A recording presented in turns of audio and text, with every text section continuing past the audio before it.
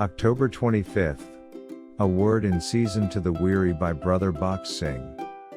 For our conversation is in heaven. Philippians chapter 3 verse 20.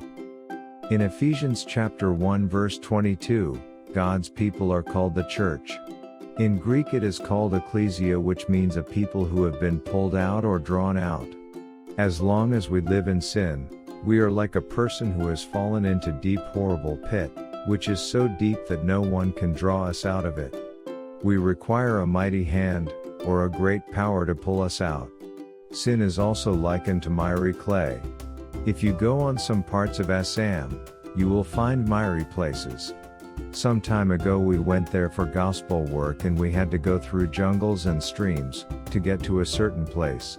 As we were walking in one place, I suddenly found my feet sinking in the ground. I sank so deep that my friend had to pull me out. Nobody can ever come out by himself. If he tries to get out, he will only sink in all the more. In Africa, many tigers and lions die in the miry clay. The miry clay sucks the animal inside, and however strong it may be, it cannot get out by itself. The psalmist says, "He brought me up also out of an horrible pit, out of the miry clay, and set my feet upon a rock, and established my goings." Psalm 40 verse 2. The world can also be compared to a horrible pit or miry clay, and none of us can come out of the world by ourselves. The people of Israel, even though they had been brought out of Egypt and had seen many miracles, yet were longing for the things of Egypt.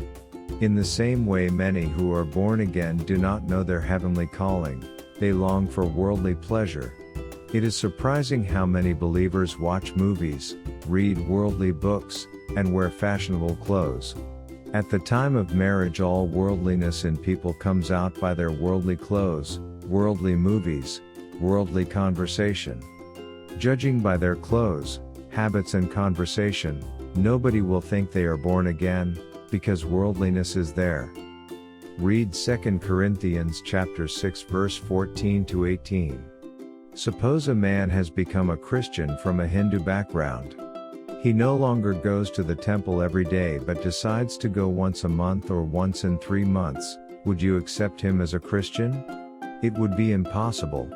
In the same way, how can we have fellowship with worldly people when we have been drawn out from the world? By conversation and habit, by clothing or association, we must be peculiar in every way. How sad it is today to see worldliness among believers, who say they are born again. That is why they do not know their heavenly calling or vocation. We are heavenly people, we must keep our eyes upon the Lord Jesus Christ.